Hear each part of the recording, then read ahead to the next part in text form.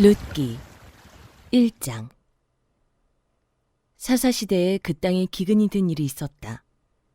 그때 유다 베들레헴 태생의 한 남자가 모압 지방으로 가서 임시로 살려고 아내와 두 아들을 데리고 길을 떠났다. 그 남자의 이름은 엘리멜렉이고 아내의 이름은 나오미이며 두 아들의 이름은 말론과 기륜이다. 그들은 유다 베들레헴 태생으로서 에브랏 가문 사람인데 모압 지방으로 건너가 거기에서 살았다. 그러다가 나오미의 남편 엘리멜렉이 죽자 나오미와 두 아들만 남았다. 두 아들은 다 모압 여자를 아내로 맞이하였는데 한 여자의 이름은 룻이고 또 한 여자의 이름은 오르바였다. 그들은 거기서 10년쯤 살았다. 그러다가 아들 말론과 기륜이 죽으니 나오미는 남편에 이어 두 아들마저 잃고 홀로 남았다. 모압 지방에서 사는 동안에 나오미는 주께서 백성을 돌보셔서 고향에 풍년이 들게 하셨다는 말을 듣고 두 며느리와 함께 모압 지방을 떠날 채비를 차렸다. 나오미가 살던 곳을 떠날 때에 두 며느리도 함께 떠났다. 그들은 유다 땅으로 돌아가려고 길을 나섰다. 길을 가다가 나오미가 두 며느리에게 말하였다. 너희는 제각기 친정으로 돌아가거라. 너희가 죽은 너희의 남편들과 나를 한결같이 사랑하여 주었으니 주께서도 너희에게 그렇게 해주시기를 빈다. 너희가 각각 새 남편을 만나 행복한 가정을 이루도록 주께서 돌보아 주시기를 바란다. 나오미가 작별하려고 그들에게 입을 맞추니 며느리들이 큰 소리로 울면서 말하였다. 아닙니다. 우리도 어머님과 함께 어머님의 결례에게로 돌아가겠습니다. 그러자 나오미는 말렸다. 돌아가다오, 내 딸들아. 어찌하여 나와 함께 가려고 하느냐. 아직 내 뱃속에 아들들이 들어있어서 그것들이 너희 남편이라도 될 수 있다는 말이냐. 돌아가다오, 내 딸들아. 제발 돌아가거라. 재혼을 하기에는 내가 너무 늙었다. 설령 나에게 어떤 희망이 있다거나 오늘 밤 내가 남편을 맞아들여 아들들을 낳게 된다거나 하더라도 너희가 그것들이 클 때까지 기다릴 셈이냐. 그때까지 재혼도 하지 않고 홀로들 지내겠다는 말이냐. 아서라, 내 딸들아, 너희들 처지를 생각하니 내 마음이 너무나 괴롭구나. 주께서 손으로 나를 치신 것이 분명하다. 그들은 다시 한번 큰 소리로 울었다. 마침내 오르바는 시어머니에게 입맞추면서 작별 인사를 드리고 떠났다. 그러나 룻은 오히려 시어머니 곁에 더 달라붙었다. 그러자 나오미가 다시 타일렀다. 보아라, 네 동서는 저의 결례와 신에게로 돌아갔다.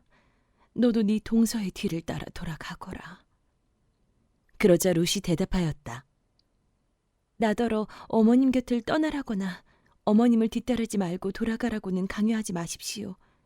어머님이 가시는 곳에 나도 가고 어머님이 머무르시는 곳에 나도 머무르겠습니다. 어머님의 결례가 내 결례이고 어머님의 하나님이 내 하나님입니다. 어머님이 숨을 거두시는 곳에서 나도 죽고 그곳에 나도 묻히겠습니다. 죽음이 어머님과 나를 떼어놓기 전에 내가 어머님을 떠난다면 주께서 나에게 벌을 내리시고 또 내리신다 하여도 달게 받겠습니다. 나오미는 룻이 자기와 함께 가기로 굳게 마음먹은 것을 보고 더 이상 말리지 않았다. 그 두 사람은 길을 떠나서 베들레헴에 이르렀다. 그들이 베들레헴에 이르니 온 마을이 떠들썩하였다. 아낙네들이 이게 정말 나오미인가 하고 말하였다. 나오미가 그들에게 대답하였다. 나를 나오미라고 부르지들 마십시오. 전능하신 분께서 나를 몹시도 괴롭게 하셨으니 이제는 나를 마라라고 부르십시오. 나는 가득 찬 채로 이곳을 떠났습니다. 그러나 주께서는 나를 텅 비어서 돌아오게 하셨습니다. 주께서 나를 치시고 전능하신 분께서 나를 불행하게 하셨는데 이제 나를 나오미라고 부를 까닭이 어디에 있겠습니까? 이렇게 하여 나오미는 모압 여인인 며느리 룻과 함께 모압 지방에서 돌아왔다. 그들이 베들레헴에 이르렀을 때는 보리를 거두기 시작할 무렵이었다. 2장. 나오미에게는 남편 쪽으로 친족의 한 사람이 있었다. 그는 엘리멜렉과 집안간으로서 재력이 있는 사람이었다. 그의 이름은 보아스이다. 어느 날 모압 여인 룻이 나오미에게 말하였다. 밭에 나가볼까 합니다. 혹시 나에게 잘 대하여주는 사람을 만나면 그를 따라다니면서 떨어진 이삭을 주울까 합니다. 나오미가 룻에게 대답하였다. 그래, 나가보아라. 그리하여 룻은 밭으로 나가서 곡식 거두는 일꾼들을 따라다니며 이삭을 주었다. 그가 간 곳은 우연히도 엘리멜렉과 집안간인 보아스의 밭이었다. 그때에 마침 보아스가 베들레헴 성읍에서 왔다. 그는 주께서 자네들과 함께 하시기를 비내해 하면서 곡식을 거두고 있는 일꾼들을 격려하였다. 그들도 보아스에게 주께서 주인 어른께 복을 베푸시기 바랍니다 하고 인사하였다. 보아스가 일꾼들을 감독하는 젊은이에게 물었다. 저 젊은 여인은 네 집 안악인가? 일꾼들을 감독하는 젊은이가 대답하였다. 저 젊은 여인은 나오미와 함께 모압 지방에서 돌아온 모압 사람입니다. 일꾼들의 뒤를 따라다니면서 곡식단 사이에서 떨어진 이삭을 줍도록 허락해달라고 하더니 아침부터 와서 지금까지 저렇게 서 있습니다. 아까 여기 밭집에서 잠깐 쉬었을 뿐입니다. 보아스가 룻에게 말하였다. 여보시오 세덱, 내가 하는 말을 잘 들으시오. 이삭을 주우려고 다른 밭으로 가지 마시오. 여기를 떠나지 말고 우리 밭에서 일하는 여자들을 바싹 따라다니도록 하시오. 우리 일꾼들이 곡식을 거두는 밭에서 눈길을 돌리지 말고 여자들의 뒤를 따라다니면서 이삭을 줍도록 하시오. 젊은 남자 일꾼들에게는 덱을 건드리지 말라고 단단히 일러두겠소. 목이 마르거든 주저하지 말고 물단지에 가서 젊은 남자 일꾼들이 길어다가 둔 물을 마시도록 하시오. 그러자 룻은 엎드려 이마를 땅에 대고 절을 하면서 보아스에게 말하였다. 저는 한낱 이방 여자일 뿐인데 어찌하여 저 같은 것을 이렇게까지 잘 보살피시고 생각하여 주십니까? 보아스가 룻에게 대답하였다. 남편을 잃은 뒤에 댁이 시어머니에게 어떻게 하였는지를 자세히 들어서 다 알고 있어. 댁은 친정 아버지와 어머니를 떠나고 태어난 땅을 떠나서 엊그제까지만 해도 알지 못하던 다른 백성에게로 오지 않았어. 댁의 한 일을 주께서 갚아주실 것이요. 이제 댁이 주 이스라엘의 하나님의 날개 밑으로 보호를 받으러 왔으니 그분께서 댁에게 넉넉히 갚아주실 것이요. 룻이 대답하였다. 어른께서 이토록 잘 보살펴 주시니 몸둘 바를 모르겠습니다. 어른께서 거느리고 계신 여종들 축에도 끼지 못할 이 종을 이처럼 위로하여 주시니 보잘것없는 이 몸이 큰 용기를 얻습니다. 먹을 때가 되어서 보아스가 그에게 말하였다. 이리로 오시오. 음식을 듭시다. 빵 조각을 초에 찍어서 드시오. 룻이 일꾼들 옆에 앉으니 보아스는 그 여인에게 볶은 곡식을 내주었다. 볶은 곡식은 룻이 배불리 먹고도 남았다. 룻이 이삭을 주우러 가려고 일어서자 보아스가 젊은 남자 일꾼들에게 일렀다. 저 여인이 이삭을 주울 때에는 곡식단 사이에서도 줍도록 하게. 자네들은 저 여인을 괴롭히지 말게. 그를 나무라지 말고 오히려 단에서 조금씩 이삭을 뽑아 흘려서 그 여인이 줍도록 해주게. 룻은 저녁 때까지 밭에서 이삭을 주었다. 주운 이삭을 떠니 보리가 한 해밭쯤 되었다. 룻은 그것을 가지고 성읍으로 돌아갔다. 룻은 주워온 곡식을 시어머니에게 내보였다. 배불리 먹고 남은 볶은 곡식도 꺼내서 드렸다. 시어머니가 그에게 물었다. 오늘 어디서 이삭을 주었느냐? 어디서 일을 하였느냐? 너를 이처럼 생각하여 준 사람에게 하나님이 복을 베푸시기를 바란다. 그러자 룻은 시어머니에게 자기가 누구네 밭에서 일하였는지를 말하였다. 오늘 내가 가서 일한 밭의 주인 이름은 보아스라고 합니다. 나오미가 며느리에게 말하였다. 그는 틀림없이 주께 복받을 사람이다. 그 사람은 먼저 세상을 뜬 우리 식구들에게도 자비를 베풀더니 살아있는 우리에게도 한결같이 자비를 베푸는구나. 나오미가 그에게 말을 계속하였다. 그 사람은 우리와 가까운 사이다. 그는 집안간으로서 우리를 맡아야 할 사람이다. 모압 여인 룻이 말하였다. 그뿐이 아닙니다. 그가 데리고 있는 젊은 남자 일꾼들이 곡식 거두기를 다 끝낼 때까지 그들을 바싹 따라다니라고 하였습니다. 나오미가 며느리 룻에게 일렀다. 얘야, 그가 데리고 있는 젊은 여자들과 함께 다니는 것이 좋겠구나. 젊은 남자 일꾼들에게 시달림을 받다가 다른 밭으로 가지 않아도 되니 말이다. 그리하여 룻은 보리 거두기뿐만 아니라 밀 거두기가 끝날 때까지도 보아스 집안의 젊은 여자들을 바싹 따라다니면서 이삭을 주었다. 그러면서 룻은 시어머니를 모시고 살았다. 3장. 시어머니 나오미가 룻에게 말하였다. 얘야, 네가 행복하게 살 만한 안락한 가정을 내가 찾아보아야 하겠다. 생각하여 보렴. 우리의 친족 가운데는 보아스라는 사람이 있지 아니하냐. 네가 요즘 그 집 여자들과 함께 일하고 있다만 잘 들어보아라. 오늘 밤에 그가 타작마당에서 보리를 까부를 것이다. 너는 목욕을 하고 향수를 바르고 고운 옷으로 몸을 단장하고서 타작마당으로 내려가거라. 그 사람이 먹고 마시기를 마칠 때까지 너는 그가 눈치채지 못하도록 조심하여야 한다. 그가 잠자리에 들 때 너는 그가 눕는 자리를 잘 보아두었다가 다가가서 그의 발치를 들치고 누워라. 그러면 그가 너의 할 일을 일러줄 것이다. 룻이 시어머니에게 대답하였다. 어머님께서 일러주신 대로 다 하겠습니다. 그는 타작마당으로 내려가서 시어머니가 시킨 대로 다 하였다. 보아스는 실컷 먹고 마시고 나서 흡족한 마음으로 낫가리 곁으로 가서 누웠다. 룻이 살그머니 다가가서 보아스의 발치를 들치고 누웠다. 한밤중이 되었을 때 보아스는 으시시 떨면서 돌아눕다가 웬 여인이 자기 발치께에 누워있는 것을 보고 깜짝 놀라면서 누구요? 하고 물었다. 룻이 대답하였다. 어른의 종 룻입니다. 어른의 품에 이 종을 안아주십시오. 어른이야말로 집안 어른으로서 저를 맡아야 할 분이십니다. 보아스가 룻에게 말하였다. 이봐요, 룻. 그대는 주께 복받을 여인이요. 가난하든 부유하든 젊은 남자를 따라 감직한데 그렇게 하지 않으니 지금 그대가 보여준 갸륵한 마음씨는 이제까지 보여준 것보다 더욱더 값진 것이요. 이제부터는 걱정하지 마시오, 룻. 그대가 바라는 것이라면 무엇이든지 다 들어주겠소.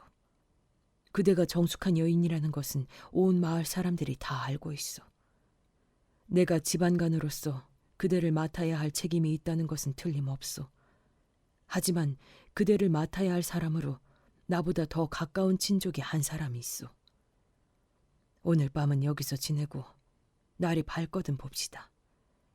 그가 집안간으로서 그대를 맡겠다면 좋소. 그렇게 하도록 합시다. 그러나 그가 그렇게 하지 않겠다면 그때에는 내가 그대를 맡겠소. 이것은 내가 살아계신 주를 두고 맹세하는 것이요. 아침까지 여기 누워 있으시오. 룻은 새벽녘까지 그의 발치에 누워 있다가 서로 얼굴을 알아보기 어려운 이른 새벽에 일어났다. 이것은 보아스가 그 여인이 타작마당에 와서 있었다는 것을 남들이 알아서는 안 된다고 말하였기 때문이다. 보아스가 말하였다. 걸치고 있는 겉옷을 이리 가지고 와서 펴서 꼭 잡으시오. 보아스는 룻이 겉옷을 펴서 잡고 있는 동안 보리를 6번 되어서 그에게 이어주고는 성읍으로 들어갔다. 룻이 시어머니에게 돌아오니 시어머니가 물었다. 얘야, 어찌 되었느냐? 룻은 그 남자가 자기에게 한 일을 시어머니에게 낱낱이 말하고 덧붙여서 말하였다. 6번이나 되어서 준 이 보리는 어머님께 빈손으로 가서는 안 된다고 하면서 바로 그가 손수 담아준 것입니다. 그러자 시어머니가 일렀다. 얘야, 일이 어떻게 될지 확실해질 때까지 너는 가만히 기다리고 있거라. 아마 그 사람은 지금쯤 가만히 있지 않을 거다. 이 일을 마무리 짓는데 오늘을 넘기지는 않을 것이다. 4장.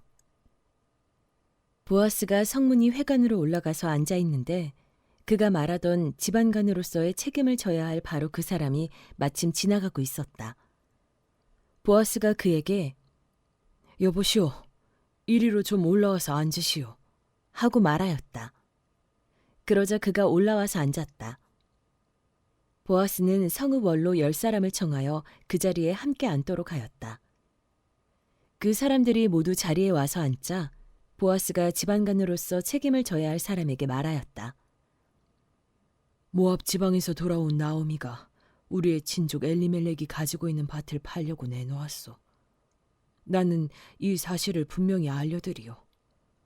여기 앉아 계시는 분들과 우리 마을 어른들께서 보시는 앞에서 나는 당신이 그 밭을 사라고 말씀드리오. 당신이 집안관으로서의 책임을 지겠다면 그렇게 하시오. 그러나 집안관으로서의 책임을 지지 않겠다면 그렇게 하지 않겠다고 분명히 말하여 주시오. 당신이 집안관으로서의 책임이 있는 첫째 사람이요. 나는 그 다음이요. 그러자 그가 대답하였다. 내가 집안관으로서의 책임을 지겠소. 보아스가 다시 말하였다.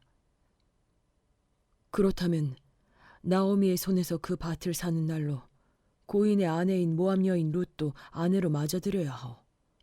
그렇게 하여야만 그가 물려받은 그 유산이 고인의 이름으로 남게 될 것이오. 그러자 집안관으로서의 책임이 있는 그 사람이 말하였다. 그런 조건이라면 나는 집안관으로서의 책임을 질 수 없소. 잘못하다가는 내 재산만 축나겠소. 나는 그 책임을 질 수 없으니 당신이 내가 져야 할 집안관으로서의 책임을 지시오. 옛적에 이스라엘에는 유산 매매나 물물 교환과 같은 일을 법적으로 분명히 할 때에는 한쪽 사람이 다른 한쪽 사람에게 자기의 신을 벗어서 주는 관습이 있었다. 이스라엘에서는 이렇게 함으로써 일이 확정된다는 증거를 삼았다. 집안관으로서의 책임 있는 그 사람이 보아스에게 당신이 사시오 하면서 자기의 신을 벗어주었다. 그러자 보아스가 원로들과 온 마을 사람들에게 선언하였다. 여러분은 오늘 이 일의 증인입니다. 나는 엘리멜렉이 가지고 있던 모든 것과 기럨과 말론이 가지고 있던 모든 것을 나오미의 손에서 사겠습니다. 나는 말론의 아내인 모압 여인 룻도 아내로 맞아들여서 그 유산이 고인의 이름으로 남아있도록 하겠습니다. 그렇게 하여 고인의 이름이 그의 고향 마을에서도 끊어지지 않고 친족들 사이에서도 끊어지지 않도록 하겠습니다. 여러분은 오늘 이 일의 증인입니다. 그러자 성문이 회관에 모인 온 마을 사람들과 원로들이 대답하였다. 우리가 증인입니다.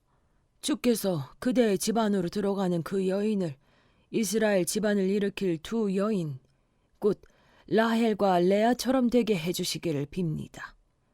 에브랏 가문에서 그대가 번성하고 또한 베들레헴에서 이름을 떨치기를 빕니다.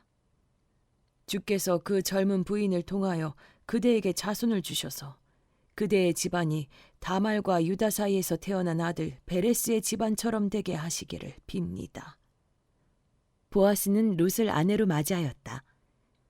그 여인이 자기 아내가 되자 그는 그 여인과 동침하였다. 주께서 그 여인을 보살피시니 그가 임신하여 아들을 낳았다. 그러자 이웃 여인들이 나오미에게 말하였다. 주께 찬양을 드립니다. 주께서는 오늘 이 집에 자손을 주셔서 대가 끊어지지 않게 하셨습니다. 그의 이름이 이스라엘에서 늘 길이어지기를 바랍니다.